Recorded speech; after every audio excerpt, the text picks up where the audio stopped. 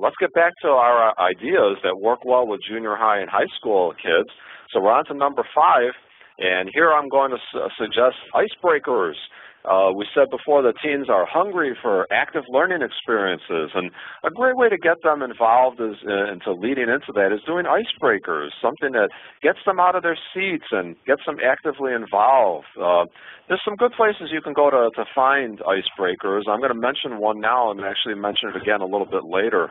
A good place to find appropriate activities for Catholic teens is from my friends over at Ave Maria Press. Mike Amadei and Jared Dees have a blog called Engaging Faith, and they have lots of really fun ideas that are icebreaker activities for teens. So a little bit more about some of their ideas later on. Next idea I'd like to share is bringing in props and designing engaging activities around them. The kids this age love visuals. They love to see props, and I've often come to these classes kind of loaded down with different props. You see a picture there of a declaration of dependence that I have put together, and you can find information on that on my blog, and I've had the kids come forward and sign that very prayerfully as we listen to some instrumental music as a way of preparing for confirmation, saying that they're placing their lives being dependent on the Lord. You also see there a crystal ball. I brought that in and put a battery-operated candle under that. It was just a light fixture.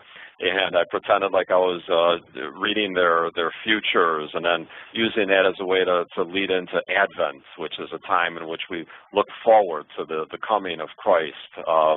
So, I mean, lots of different props that you can bring in to really get their imaginations going. Kids are never too old to do some kind of crafts. That we never really outgrow that. Just be sure that the crafts are not childish in nature. This is a craft I had my confirmation students do. It's a simple mobile that they put together on the symbols that are used in the sacrament of confirmation. And so it's very simple, but it's also didactic. It's teaching them. But they love doing things that are hands-on and not just reading from the book. Another thing are demonstrations. I find that I visit lots of educational websites, especially that show science experiments, because I find demonstrations on there that I can adapt for religion class. The picture I have here is putting some dark food color into a glass filled with water and vinegar, and the water turns dark, and you can use that to talk about the effect of sin. And then you add in some bleach, and voila, the color disappears, and it goes back to being a clear liquid, and you can use that to talk about the sacrament of reconciliation. You know, I found that on a science website. So, you know, there's lots of different things you can do to find demonstrations that you can do that you can adapt for your religion lesson. A couple more ideas to share with you here. One is current events. I talked before about how these kids are much more in tune with serious moral issues. Here you see on the screen pictures of Hurricane Irene, the recent earthquakes, the situation in Libya. Kids are very much in tune with these things, so a good way to segue into your lessons is to find parallels to current events that are happening in the world. It's a good way to show how the gospel speaks to current events, and a good way to inform the young people about how they can speak about current events in light of the gospel. And then finally, to share with you an activity that helps you if you do have a lot of material to cover from your textbook, and that's called a jigsaw activity. A jigsaw is simply a cooperative learning technique.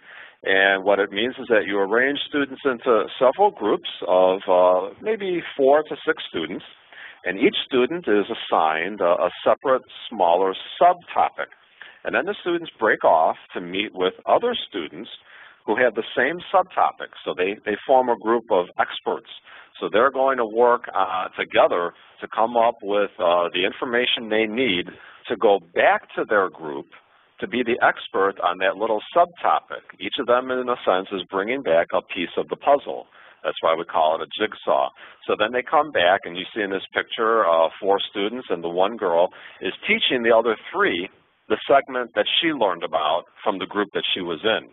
By the time this activity is through, all 4 students will have taught the other 3, and they will have the whole lesson completed by teaching each other. So that's what we call a jigsaw.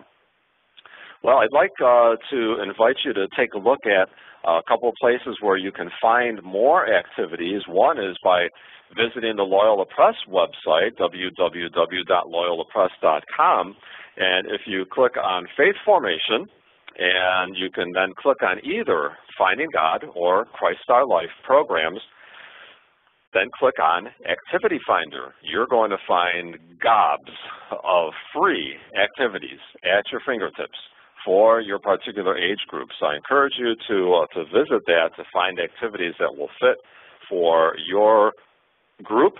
Another product for you to look at, Loyola Press puts out, is called Expand the Experience. And this box comes with 120 laminated cards with age-appropriate activities.